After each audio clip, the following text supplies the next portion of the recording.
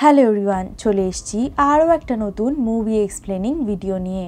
আজ আমি এক্সপ্লেন করতে চলেছি দ্য সাবারমাতি রিপোর্ট মুভিটিকে, যেটি বহুত দিন ধরে কন্ট্রোভার্সির মধ্যে রয়েছে। অনেক কষ্টে এই মুভিটি রিলিজ হয়েছে। এটি একটি সত্য ঘটনার উপরে অবলম্বন করে বানানো হয়েছে। গোদরাতে সাল 2002-তে ঘটনায় অনেক লোক মারা গিয়েছিল। সেই খবরটা কিভাবে চেপে দেওয়া হয়েছিল আর কিভাবে টিভি রিপোর্টাররা আমাদের কাছে ভুল খবর দিয়েছিল, সেই সব ঘটনা নিয়ে একটি ব্যক্তি কিভাবে লড়াই করে সত্যিটাকে বাইরে আনে। তো চলো বেশি দেরি না করে আমরা গল্পটা শুরু করি। তবে তার আগে তোমরা এই ভিডিওটাকে একটা লাইক করো আর চ্যানেলটাকে সাবস্ক্রাইব করে বেল আইকনটা ক্লিক করে নিও। তো চলো বেশি দেরি না করে তাড়াতাড়ি গল্পটা জেনে নিই। মুভি শুরু হয় 2002-এর অযোধ্যা থেকে, যেখানে লোকেরা সাবরমতী এক্সপ্রেস থেকে আহমেদাবাদ যাওয়ার জন্য বেরোচ্ছিল। কিন্তু আহমেদাবাদ পৌঁছানোর আগে সেই ট্রেনের মধ্যে আগুন লেগে যায়। ট্রেনটা গুজরাতের গোদরা অবধি পৌঁছেছিল আর সাবরমতী এক্সপ্রেসের দুটো বগিতে আগুন লেগে যাওয়ার কারণে 59 জন লোক মারা গিয়েছিল। যখন এই কথাটা বাইরে আসে তখন নিউজ চ্যানেলের লোকেরা নিজেদের মতন করে গল্প বানাতে শুরু করে আর এই নিউজটাকে কভার করতে শুরু করে দেয়। আর এখানে আমরা ইভিডি নামের একটা নিউজ চ্যানেলকে দেখতে পাই, যেটা এখানকার সব থেকে পপুলার একটা নিউজ চ্যানেল। আর তারপরে আমরা সামার নামের একজন ছেলেকে দেখতে পাই, যে কিনা একজন নিউজ রিপোর্টার ছিল, কিন্তু সে খুব একটা পপুলার ছিল না। তারপরে আমরা সামারকে দেখতে পাই যে ভিডিও জার্নালিস্টের রূপে একটা ইন্টারভিউতে গিয়েছিল। সেখানে গিয়ে সে হিরোইনদেরকে একটা অকওয়ার্ড কোয়েশ্চেন করে দেয়। সে জিজ্ঞাসা করে মুভির মধ্যে যে ভূতটি রয়েছে সে মুখে লিপস্টিক কেন পরে রয়েছে। এই কথাটা শোনার পরে সবাই সেখানে তাকে দেখতে থাকে আর সে ইম্বারেস হয়ে সেখান থেকে বেরিয়ে যায়। আর তার সাথে তার গার্লফ্রেন্ডও ছিল। তার গার্লফ্রেন্ড আসলে সেলিব্রিটিদের সাথে ফটো তোলার জন্য গিয়েছিল। সে খুব লজ্জিত বোধ করে তাড়াতাড়ি করে সেখান থেকে বেরিয়ে যায়। গাড়িতে এসে তার গার্লফ্রেন্ড তার উপর রাগ দেখাচ্ছিল। আর সেখান থেকে বেরিয়ে যাওয়ার সময় অফিস থেকে তার কাছে একটা ফোন আসে আর এই ফোনটাই তার পুরো জীবনটাকে বদলে রেখে দেবে। সামারের কাছে অফিস থেকে ফোন আসে এবং তারা জানায় সাবরমতী এক্সপ্রেসের আগুন লাগার রিপোর্টটা যেন সে কভার করতে যায়। আর সেও তাড়াতাড়ি করে সেটা কভার করার জন্য বেরিয়ে পড়ে। তার সঙ্গে যাবে ইবিডি নিউজের সিনিয়র জার্নালিস্ট মানিকা রাজপুরোহিত। মানিকা রাজপুরোহিত একটা বড় জার্নালিস্ট ছিল, যার অনেক নাম ছিল টিভি ইন্ডাস্ট্রিতে। সেই ইন্ডাস্ট্রির নাম করা জার্নালিস্ট হওয়ার কারণে তাকে অনেকেই চিনত এবং সে অনেক ফেমাসও ছিল। এবং তার সাথে সামারের ইন্টারভিউ পড়াতে সামার অনেক খুশি ছিল, কারণ সামার তাকে আইডিয়াল মেনে চলতো। সামার মানিকার সাথে প্রথমবার ফ্লাইটে দেখা করে আর তাদের মধ্যে অনেক কথা হয়। এখানে মানিকা জানতে পারে সামার, যে কিনা ফিল্ম লাইনের ভিডিওগ্রাফার, তাকে এমার্জেন্সি পারপাসে এখানে ডাকা হয়েছে, কারণ কোনো ভিডিওগ্রাফার অ্যাভেলেবেল ছিল না। আর তারপরে তারা দুজন মিলে গোদরা পৌঁছে গিয়েছিল আর মানিকা আর সামার সঙ্গে করে গ্রাউন্ড জিরোতে গিয়ে সব খোঁজ খবর নেওয়ার চেষ্টা করে যে আসল ঘটনাটা কি। আর সেখানে গিয়ে তারা একটা অন্য রূপের ঘটনা দেখতে পারে। তারা বুঝতে পারে এটা একটা পুরোপুরি চক্রান্ত। এখানে কোনো অ্যাক্সিডেন্ট বা ভুল করে আগুন লেগে যায়নি। এখানে রয়েছে ভয়ঙ্কর পার্টি পলিটিক্স আর লোকেদের দাঙ্গার কারণে পার্সোনাল ফাইটিংয়ের চক্করে এই ট্রেনে আগুনটা লেগেছে আর এটা জেনে বুঝে লাগানো হয়েছে। কিন্তু এই সব কিছু জানার সত্ত্বেও মানিকা কিচ্ছু বলে না আর সামারও চুপ থাকে। তারা দুজন মিলেই জানতো এখানে কি হয়েছিল। এদিকে আমরা দেখতে পাই তারা আরও লোকেদেরকে জিজ্ঞাসাবাদ করছিল। তারপরে তারা আরও কিছু সত্যি কথা জানতে পারে। কিন্তু এখানে আমরা দেখতে পাই যখনই ইন্টারভিউয়ের সময় আসে মানিকা তখন কথাটাকেই টোটালি ঘুরিয়ে দেয়। সে বলে যে এখানে দুর্ঘটনা ঘটেছে, যার কারণে এত লোকের মৃত্যু হয়েছে। সামার এখানে মানিকাকে কিচ্ছু বলে না, সে চুপ করে থাকে। মানিকা মিথ্যে রিপোর্টিং করতে থাকে আর তারপরে মানিকা বলে যে এই ভিডিওটা তুমি অফিসে পাঠিয়ে দিও। আর এই বলে মানিকা সেখান থেকে বেরিয়ে যায়। আর তারপরে আমরা দেখতে পারি সামার নিজে গিয়ে সেখানে আরও কিছু ফুটেজ কালেক্ট করে, যেমন কি মৃত ব্যক্তির ফ্যামিলির কিছু কথাবার্তার ফুটেজ আর তার সঙ্গে আরও কিছু তথ্য প্রমাণও রেকর্ড করে সে। আর যখন সে এই সব কিছু রেকর্ডিং নিয়ে ফেরত আসছিল তখন সে একটা দাঙ্গার মাঝে পড়ে যায়, যেখানে তাকে অনেক মার খেতে হয়। সে অনেক কষ্টে নিজেকে বাঁচিয়ে সেখান থেকে বেরিয়ে অফিস অবধি পৌঁছায়। তারপরে ইবিডি মিডিয়া হাউসের সিনিয়রদের কাছে গিয়ে সে 2খানা টেপ তাদের হাতে দিয়ে দেয়। সে বলে যে মানিকা ম্যাম যেটাতে রেকর্ড করেছে সেই টেপটাও এখানে রয়েছে আর সত্যিটাও রয়েছে, আপনারা ডিসাইড করবেন যে আপনারা কোনটা দেখাবেন। সেখানে উপস্থিত থাকা একটি সিনিয়র অফিসার বলে আমরা সত্যিটাই এক্সপোজ করব, তুমি চিন্তা করো না, এই বলে তাকে সেখান থেকে পাঠিয়ে দেয়। কিন্তু পরের দিন সকালে নিউজটা বের হয় অন্য, যেটা মানিকা করেছিল সেই নিউজটাকে পাবলিশ করে দেওয়া হয়, কিন্তু সত্যিটাকে চেপে দেওয়া হয়, কারণ এর পেছনে অনেক বড় বড় নেতাদের নাম রয়েছে আর অনেক বড় চক্রান্ত রয়েছে, সেগুলো মিডিয়া বাইরে আনতে পারে না।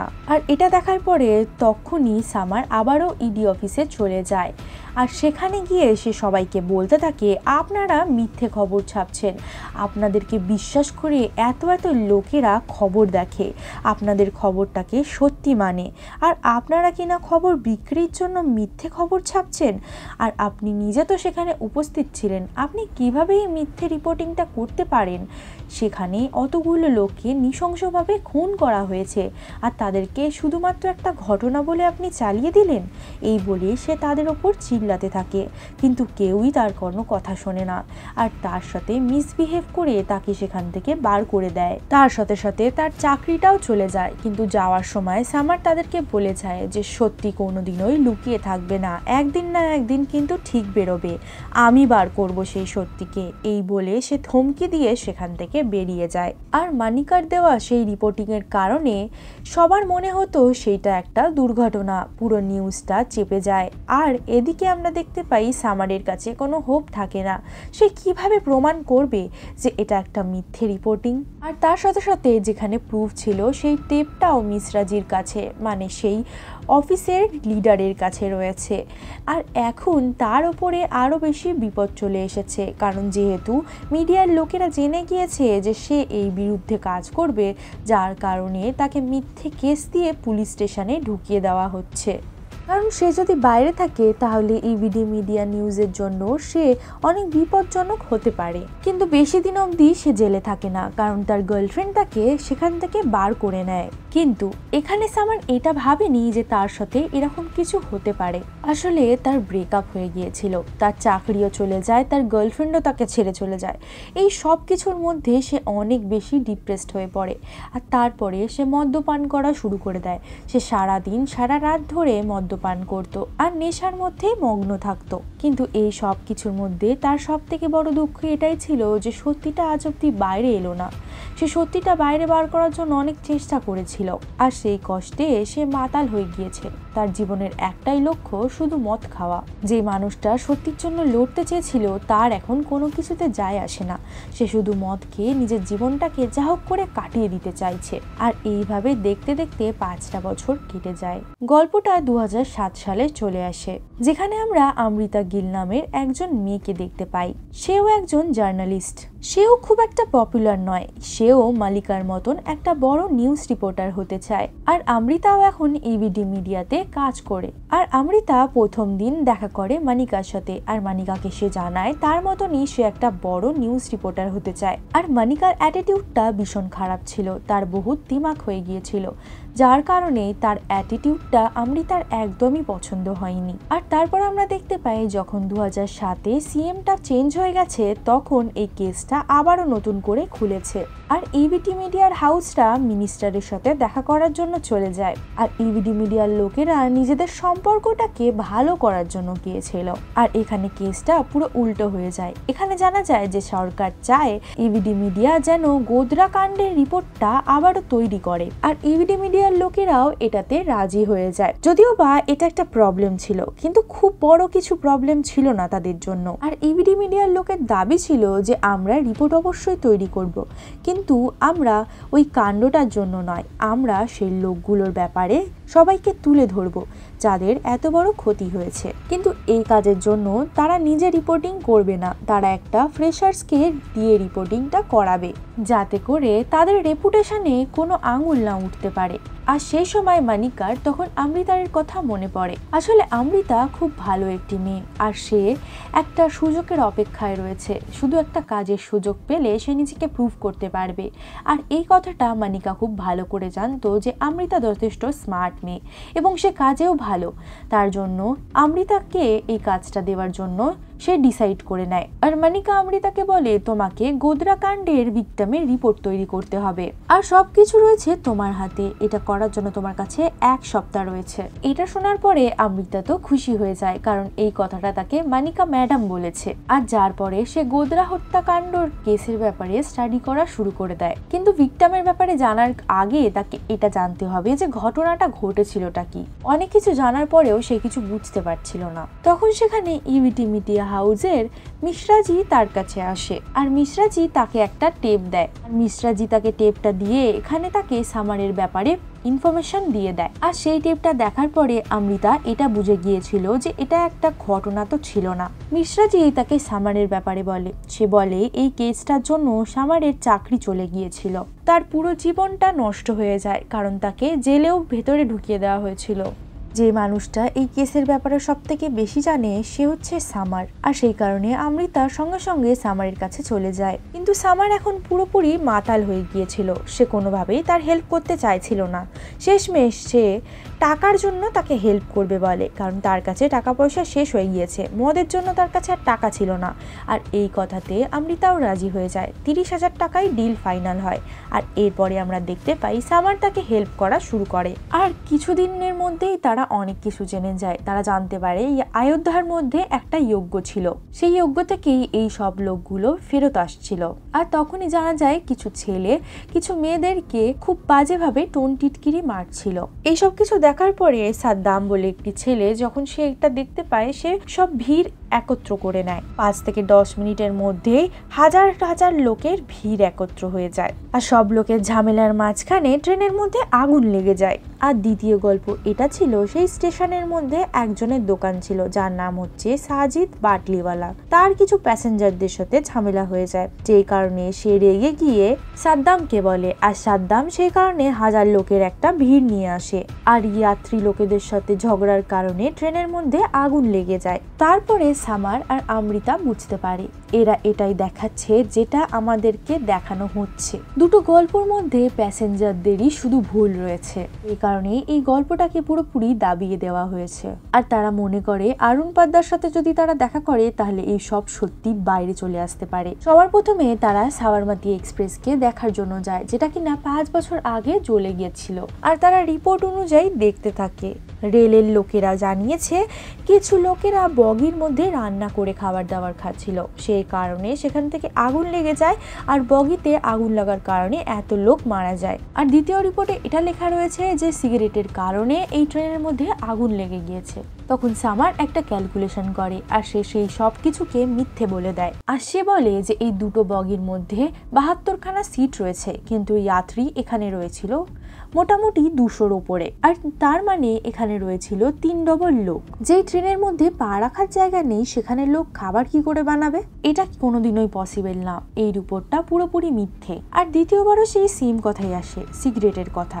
যেখানে এত ভিড়, মানুষ দাঁড়াবার জায়গা নেই, সেখানে কেউ সিগারেট কিভাবে খাবে? তারপরের দিন তারা কোর্টে যায়, যেখানে অরুণ বাড্ডাকে তোলা হবে। কিন্তু অরুণ বাড্ডাকে পুরোপুরি লুকিয়ে আনা হচ্ছিল, যার জন্য তারা কাউকে দেখতে পাচ্ছিল না। কিন্তু পেছন থেকে তারা দেখে দুটো কনস্টেবল তাকে মাঝখানে বসিয়ে আনছিল। আর তখন তারা বুঝতে পারে এটাই অরুণ বাড্ডা। তাকে ফলো করার পর তারা দেখে কনস্টেবল তাকে নিজের বাড়িতে ছেড়ে দেয়। কিন্তু প্রবলেম এখানে একটাই ছিল, অরুণ বাড্ডাকে যে ঘরের মধ্যে রাখা হয়েছিল সেখানে চকিদারির জন্য দুটো কনস্টেবলকে রাখা হয়েছিল। এবারে তারা দুজন মিলে সেই ঘরের ভেতরে যাবে বা কি করে? তারা বড় অফিসার হয়ে পুলিশের গাড়ি নিয়ে সেখানে যাবে, যাতে করে কনস্টেবলরা তাকে আপনা আপনি সেখানে ঢুকতে দিয়ে দেবে। আর তারপরে তারা অরুণ বাড্ডার থেকে সব জিজ্ঞাসাবাদ করে নেয়। আর অরুণ বর্দা না চেয়েও তাকে সব সত্যি কথা বলে দিতে হয়। আর অরুণ বর্দা তখন বলে, আমি একটা জায়গায় কাজ করছিলাম, তখনই সাদ্দাম ভাই এসে আমাকে টানতে টানতে নিয়ে চলে যায়। যেটা গোদরাতে হয়েছে সেটা একদমই কোনো ঘটনা নয়, সেটা জেনে বুঝেই করানো হয়েছে। সাবরমতী এক্সপ্রেসটাকে জ্বালানোর প্ল্যানিংটা একদিন আগে থেকেই হয়ে গিয়েছিল। আগে থেকেই অনেক লোকগুলোকে অ্যারেঞ্জ করে রাখা হয়েছিল, আর সেখানে 20 লিটারের 7খানা পেট্রোলের ড্রাম রাখা হয়েছিল। আর যখনই সেখানে ট্রেনটা থামে তখনই সবাই মিলে সাবরমতী এক্সপ্রেসের S6-এ হামলা করে দেয়, কারণ S6-এই হামলা করার জন্য বলা হয়েছিল। প্রথমে তো সেখানে ইট আর পাথর দিয়ে মারছিল, কিন্তু তারপরে সেখানে আগুন জ্বালিয়ে দেওয়া হয়। আর এখানে অমৃতা আর সামারের সবকিছুই জানা হয়ে গিয়েছিল। সাবরমতী এক্সপ্রেসের মধ্যে আগুন কিভাবে লেগেছিল তারা তো সবই জেনে গিয়েছে এখন, কিন্তু সেই বড় মানুষটার নাম এখনো অবধি বাইরে আসেনি, যে কে রয়েছে এর পেছনে। সাদ্দাম তো ওই বড় লোকটার কাঠপুতলি ছিল, সাদ্দামকে যেটা বলা হয়েছে সে তো সেটাই করেছে, কিন্তু সেই বড় লোকটা কে যে এই কাজটা আসলে করিয়েছিল এর আগে তারা কিছু জানতে পারবে। তারা যখন ফিরছিল তাদের ওপরে হামলা করে দেওয়া হয়, আর তারা অমৃতার কাছ থেকে সব প্রমাণ নিয়ে চলে গিয়েছিল। পরের দিন তারা আবারও কিছু রিসার্চ করে একটা বড় মাস্টার মাইন্ডের নাম সামনে নিয়ে চলে আসে। সেই মাস্টার মাইন্ডটা হলো হাবিব কাদরি। হাবিব কাদরি বলেছিল বলেই সাদ্দাম এই সব কিছু করেছে। কিছুদিন পর আমরা দেখতে পাই সামারের ওপরে আরোপ লেগে গিয়েছে, তাকে ফাঁসানোর জন্য এই সব কিছু করা হচ্ছে। সামার এখানে অনেক কিছুই বলতে পারতো, সে বলতেও চাইছিল, কিন্তু সে কিছু বলবে না ডিসাইড করে, কারণ তার কাছে কোনো তথ্য প্রমাণ ছিল না, কারণ সব প্রমাণ তো তাদের থেকে কেড়ে নেওয়া হয়েছে। তারপরেও সে জাজকে অনেক কিছু বলে। এই সব কিছুর মধ্যে সব থেকে বড় ভুল হচ্ছে নিউজ চ্যানেলের লোকেদের। তারা ভুল খবরটাকে লোকেদের কাছে পৌঁছায়, সত্যিটাকে পৌঁছায় না, যার কারণে এই সব ঘটনাগুলো ঘটছে। লোকেরা তাদের গুরুত্বপূর্ণ সময় দিয়ে এদেরকে দেখে, আর এরা লোকেদেরকে ভুলভাল খবর দেয়। এখানে জাজ কোনো স্টেটমেন্ট পাস করে না, সেও চাইছিল গোদরার এই কেসটা বাইরে আসুক। সেই জন্যই সে একটা টিম বানায় যাতে করে এই সত্যিটা বাইরে নিয়ে আসা যায়। আর এইভাবেই এই কেসটা 2017 অবধি পৌঁছে যায়, কিন্তু এখনো অবধি কোনো কিছুই সিদ্ধান্ত জানানো হয়নি।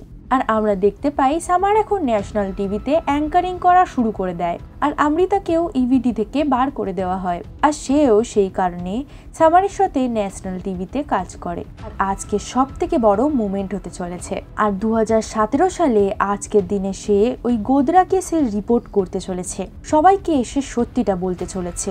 সামার প্রথম থেকে সবকিছু বলে সবাইকে। অযোধ্যা থেকে পুজো পাঠ করার পরে সবাই যখন সেই ট্রেনের মধ্যে বসে, যখন সেটা আহমেদাবাদ যাওয়ার জন্য বার হয়, তখন আহমেদাবাদ ঢোকার আগে গোদরা পৌঁছাতেই তাদের উপরে অ্যাটাক হয়ে যায়। কিন্তু এটা কোনো ঘটনা ছিল না, এটা অনেক ভেবেচিন্তে করা একটা প্ল্যানিং ছিল। সাদ্দাম আর তার লোকেরা সাবরমতী এক্সপ্রেসের ওপরে প্রথমে তো ইট ছোড়াছুড়ি মারপিট করে, তারপরে পুরো বগিটাকেই জ্বালিয়ে দেয় তারা সবাই মিলে। আর আগুন লাগানোর পরে ট্রেনের গেটটাকেও বন্ধ করে দেয়, যাতে করে ভেতরে যারা যারা আছে তারা সেখানেই মারা যায়। আর এই সব কাণ্ডের জন্য 31 জনকে অ্যারেস্ট করা হয়, আর 11 জনকে মৃত্যুদণ্ড দেওয়া হয়। তারপরে রিপোর্ট বাইরে আসে যে সাবরমতী ট্রেনটা কোনো ঘটনা ছিল না, সেটাকে জ্বালানোর জন্য প্রপার চক্রান্ত করা হয়েছিল। আর এইভাবেই এই মুভিটা এখানে এন্ড হয়ে যায়। তো বন্ধুরা, তোমাদের এই মুভি এক্সপ্লেনেশনটি কেমন লেগেছে আমাকে কমেন্ট সেকশনে কিন্তু জানাতে একদম ভুলো না। ভিডিওটি ভালো লাগলে ভিডিওটিকে একটি লাইক, চ্যানেলটাকে সাবস্ক্রাইব, আর তার সঙ্গে বেল আইকনটা ক্লিক করে দিও। দেখা করছি আরও একটি নতুন মুভি এক্সপ্লেনিং ভিডিও নিয়ে।